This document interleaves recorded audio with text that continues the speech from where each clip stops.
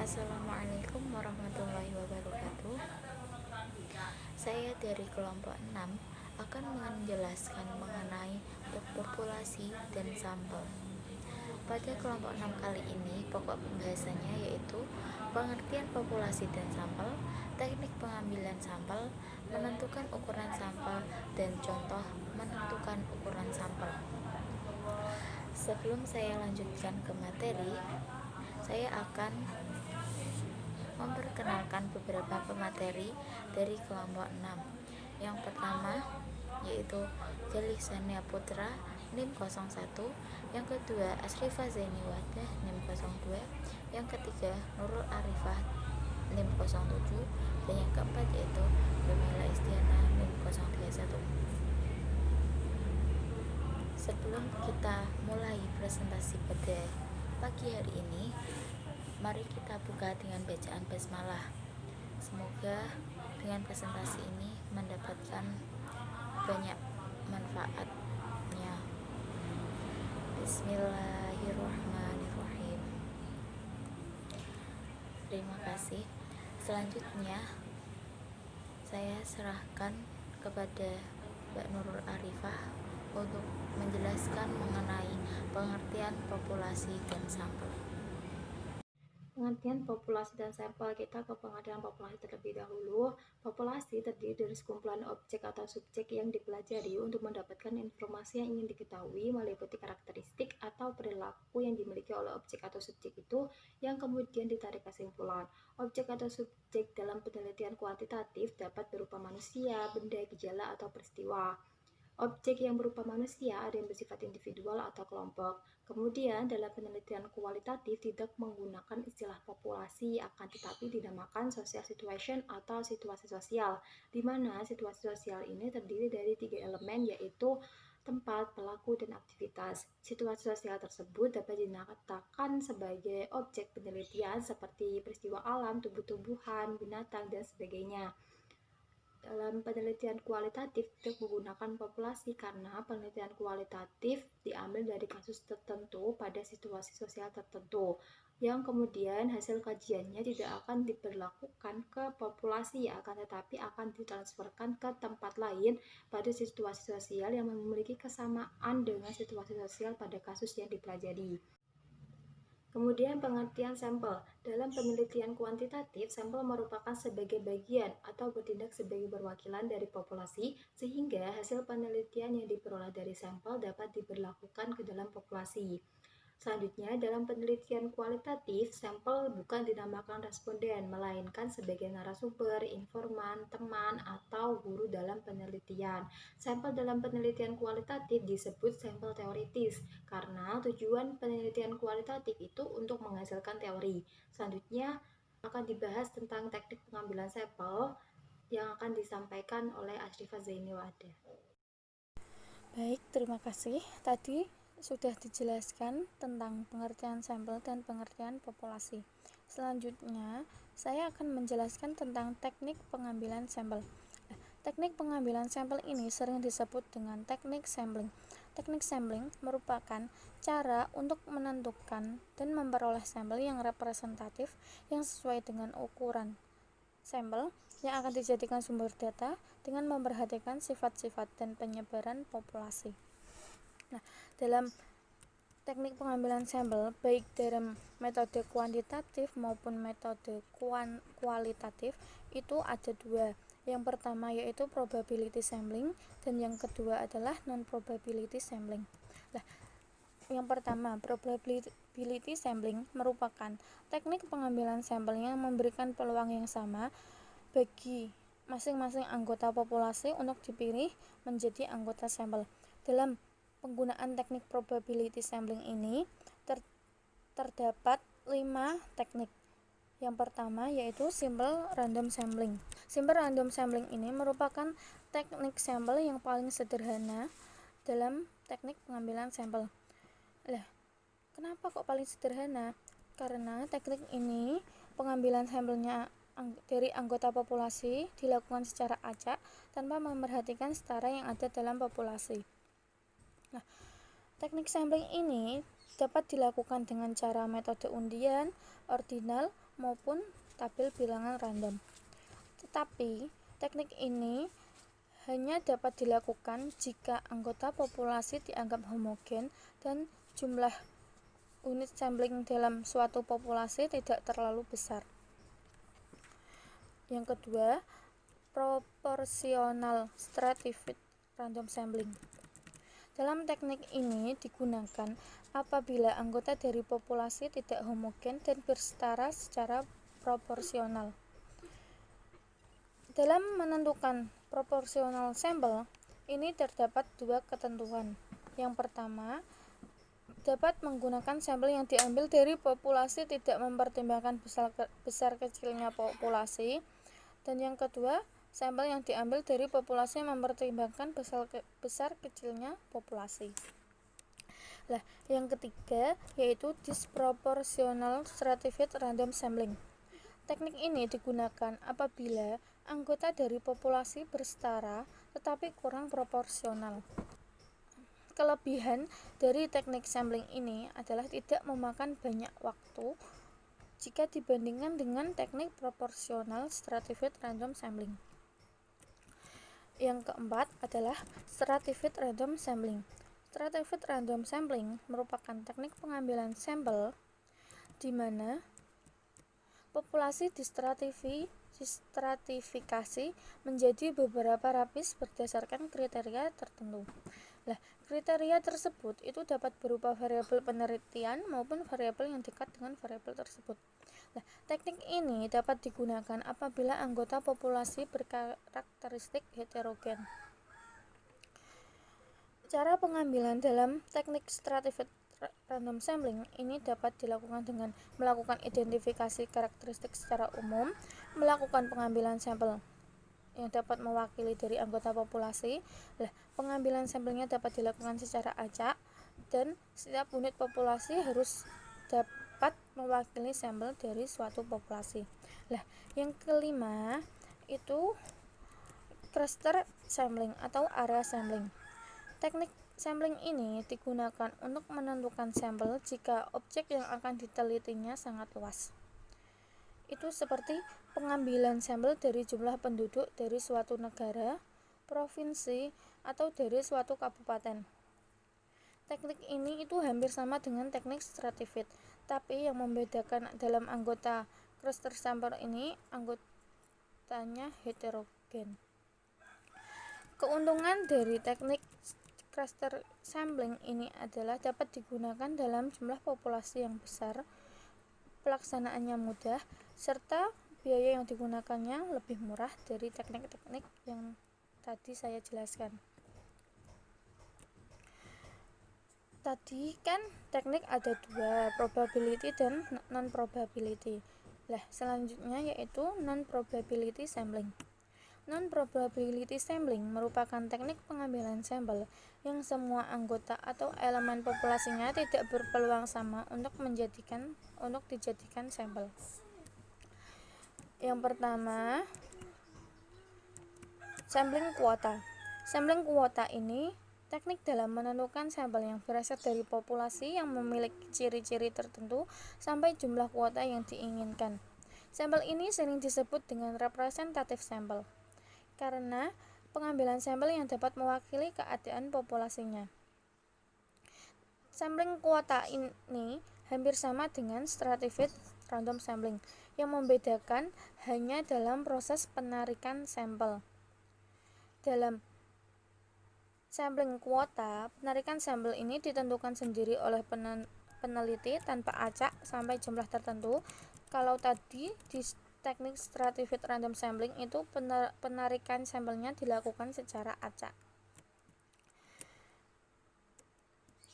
Dalam sampel kuota ini jumlah subjek yang akan dijadikan sampel itu sudah ditentukan, kemudian subjek yang dipilih itu sudah memenuhi kriteria yang sudah ditentukan sebelumnya. Yang kedua, systematic sampling. Teknik systematic sampling ini merupakan teknik penarikan sampel dengan cara membagi antara jumlah populasi dan jumlah sampel yang diinginkan. Terdapat dua istilah dalam teknik systematic sampling. Yang pertama, yaitu interval pengambilan sampling atau sampling interval, di mana menggunakan perbandingan antara populasi dengan sampel yang diinginkan. Yang kedua, proporsi pengambilan sampling atau sampling fraction, yaitu perbandingan antara ukuran sampel dengan populasi. Yang ketiga, yaitu sampling incidental, yaitu teknik penentuan sampel berdasarkan kebetulan. Peneliti dalam menentukan sampel ini menjadikan siapa saja yang kebetulan bertemu dengannya dijadikan sebagai sampel, dengan syarat apabila seseorang tersebut dianggap cocok untuk dijadikan sumber data. Nah, dalam teknik ini ada keuntungan dan ada kekurangannya. Nah, keuntungan dari teknik ini itu peneliti mudah untuk memperoleh informasi yang diinginkan. Sedangkan kekurangan dari teknik ini adalah orang yang lewat di depan peneliti bukan orang yang diharapkan sebagai sumber informasi, maka akan terjadi bias responden atau bias informasi. Yang keempat, sampling purposive atau purposive sampling merupakan teknik penentuan sampel dengan pertimbangan tertentu atau adanya seleksi khusus. Misal, kita akan meneliti kriminalitas di kota atau daerah tertentu, maka kita dapat mengambil informan, yaitu dari Kapolresta kota atau daerah tersebut, seorang pelaku kriminal, serta korban kriminal tersebut. Kelebihan dari teknik sampling purposive yaitu terpenuhinya tujuan dari penelitian, lebih relevan dengan desain penelitian, dan teknik ini lebih relatif murah dan mudah dilaksanakan. Yang kelima, yaitu sampling jenuh. Sampling jenuh ini merupakan teknik pengambilan sampel yang menjadikan seluruh anggota populasi sebagai sampel. Teknik ini sering dilakukan jika anggota populasinya relatif kecil, yaitu kurang dari 30 orang. Teknik ini juga sering disebut dengan istilah sensus. Yang keenam adalah teknik snowball sampling. Teknik snowball sampling ini dalam pemilihan sampelnya itu memilih responden yang dianggap relevan untuk menyebutkan responden lainnya sampai diperoleh jumlah sampel yang diinginkan oleh peneliti dengan spesifikasi yang sama antara responden tersebut. Nah, dalam teknik snowball sampling ini terdapat 3 tipe. Yang pertama, linear snowball sampling, yang kedua exponential non-discriminate snowball sampling, dan yang ketiga exponential discriminate snowball sampling. Nah, dari teknik-teknik yang sudah saya jelaskan tadi, itu dalam penelitian kualitatif, teknik pengambilan sampling yang sering digunakan adalah teknik snowball sampling dan teknik purposive sampling. Yang perlu diperhatikan dalam penelitian kualitatif ini bukan banyaknya sampel sumber data, tetapi tuntasnya perolehan informasi dengan keragaman variasi yang ada. Nah, kalau dalam metode kuantitatif, teknik penentuan sampel ini dapat dipilih peneliti sesuka hati sesuai dengan kebutuhannya. Selanjutnya, saya akan menjelaskan mengenai menentukan ukuran sampel. Menurut Cohen, semakin besar sampel dari besarnya populasi yang ada, maka semakin baik. Sedangkan menurut Rosjo dalam bukunya Sugiono menyatakan tentang ukuran sampel untuk penelitian sebagai berikut. Ukuran sampel yang layak dalam penelitian adalah antara 30 sampai dengan 500. Apabila sampel dibagi dalam bentuk kategori, maka jumlah anggota setiap kategori adalah 30, minimal 30. Untuk penelitian eksperimen yang sederhana yang menggunakan kelompok eksperimen dan kelompok kontrol, maka jumlah anggota sampel masing-masing antara 10 sampai dengan 20. Dan apabila penelitian akan dilakukan analisis, maka jumlah anggota sampel minimal 10 kali dari jumlah variabel yang diteliti. Sedangkan menurut Gay, ukuran minimum sampel yang dapat diterima berdasarkan penelitian yang digunakan yaitu metode deskriptif korelasional minimal 3 subjek, metode deskriptif minimal 10% populasi untuk populasi relatif kecil minimal 20%, metode eksperimental minimal 15 subjek per kelompok, sedangkan metode ex post facto minimal 15 subjek per kelompok. Di sini ada rumus menghitung ukuran sampel. Dalam rumus ada catatan, yaitu cara menentukan ukuran sampel menurut rumus di samping tersebut berdasarkan asumsi bahwa populasi berdistribusi normal. Apabila sampel tidak berdistribusi normal, maka cara tersebut tidak perlu dipakai. Jadi rumus tersebut ini menurut yang dikemukakan oleh Isal dan Mikael itu apabila sampel tidak berdistribusi normal, maka cara tersebut tidak perlu dipakai. Di sini juga ada rumus yang dikemukakan oleh Kerji dan Morgan dan rumus yang dikemukakan oleh Slovin. Terima kasih. Selanjutnya akan dijelaskan oleh teman saya. Selanjutnya kita akan membahas tentang contoh menentukan sampel. Nah, pada kali ini kita akan menentukan contoh sampel kuantitatif dan kualitatif. Kita membahas yang kuantitatif dulu. Contoh yang pertama, misalnya dalam suatu penelitian jumlah populasi yang akan diteliti sebanyak 200 orang dengan derajat ketelitian 0,05 dan proporsi populasi 0,50. Sedangkan nilai chi-square dengan df sama dengan 1 pada taraf signifikansi 0,05. Pada tabel chi-square adalah 3,841. Berapa jumlah sampel yang harus diambil peneliti? Kali ini kita akan menghitungnya menggunakan rumus yang dikemukakan oleh Slovin, yakni S sama dengan N per 1 plus N kali E pangkat 2. N-nya itu jumlah populasi, berarti 200, E-nya itu derajat ketelitian 0,05. Berarti 200 per 1 plus 200 kali 0,05 pangkat 2.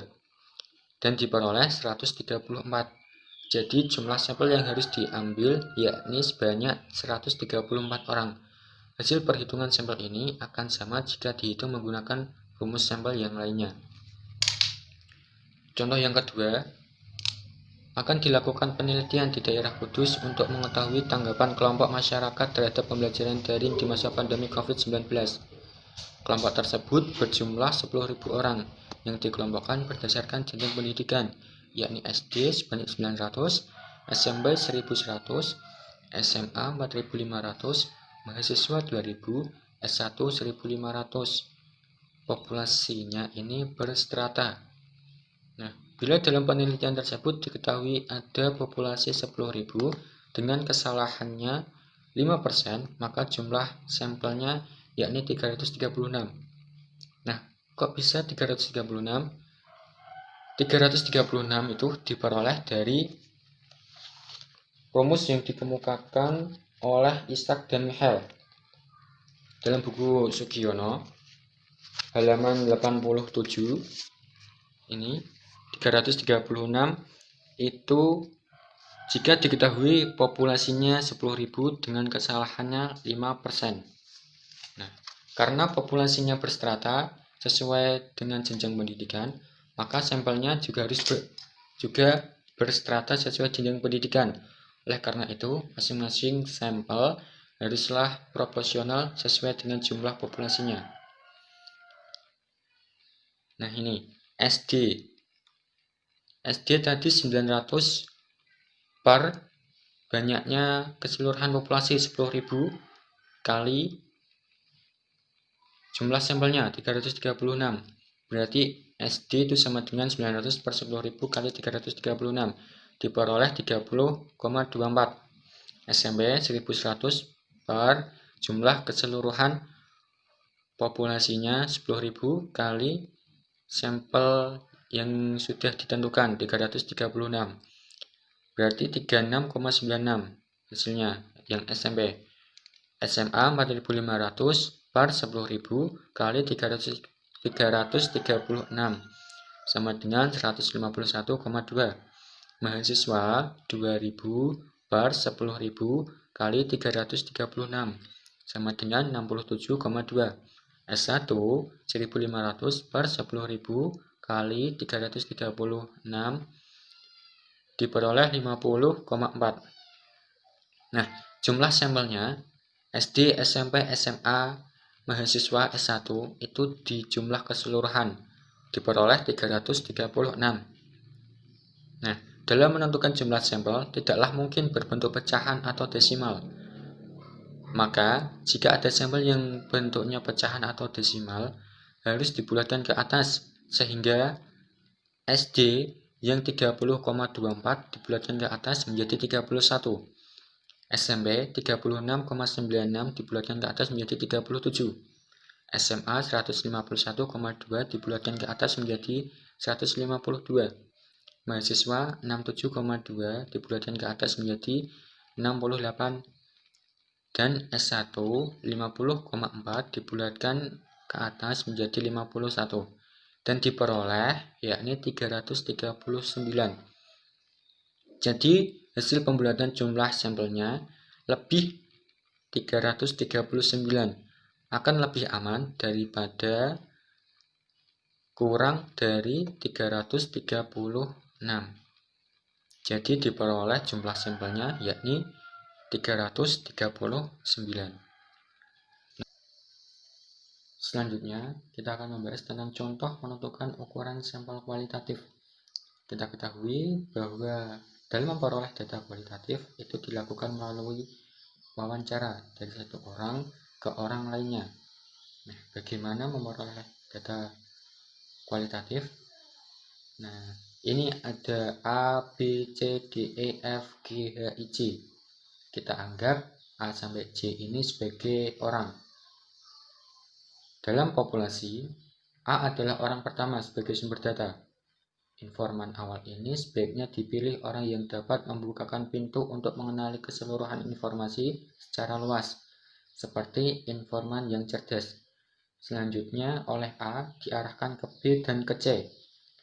Dari B dan C belum memperoleh data yang valid atau sesuai, maka peneliti pergi ke D dan H. Dari D dan H, peneliti juga belum memperoleh data yang lengkap dan akurat, maka peneliti menuju ke E, F, G, selanjutnya ke H, ke I, dan diakhiri ke J. Setelah sampai di J, data sudah valid atau sesuai, lengkap, dan akurat, sehingga sampel yang diambil sudah mencukupi dan tidak perlu mencari sampel yang baru. Nah, ukuran sampel kualitatif melakukan wawancara dalam pengambilan datanya. Wawancara ini dilakukan dari satu orang ke orang lain. Nah, apabila datanya sudah dianggap sesuai, lengkap, dan akurat, maka peneliti tidak perlu mencari sampel yang baru. Cukup berhenti jika sampel yang sudah diperoleh itu sudah memenuhi. Lanjut, Spridley dalam Sanafah Faisal 1990 menyatakan bahwa sampel sebagai sumber data atau sebagai informan sebaiknya memenuhi kriteria. Di antaranya, yang pertama, mereka yang menguasai dan memahami sesuatu melalui proses enkulturasi, sehingga tidak hanya sekedar tahu, tetapi juga dihayati. Kedua, mereka yang masih terlibat dalam kegiatan yang tengah diteliti. Ketiga, mereka yang mempunyai waktu untuk dimintai informasi. Keempat, mereka yang cukup asing dengan peneliti sehingga dapat membangkitkan semangat untuk dijadikan sebagai guru atau narasumber. Yang kelima, mereka yang tidak cenderung menyampaikan informasi hasil pemikirannya sendiri. Nah, itulah pemaparan dari saya. Saya kembalikan ke moderator. Sekian presentasi dari kelompok saya, semoga bermanfaat. Marilah kita tutup presentasi pada pagi hari ini dengan bacaan hamdalah. Assalamualaikum warahmatullahi wabarakatuh.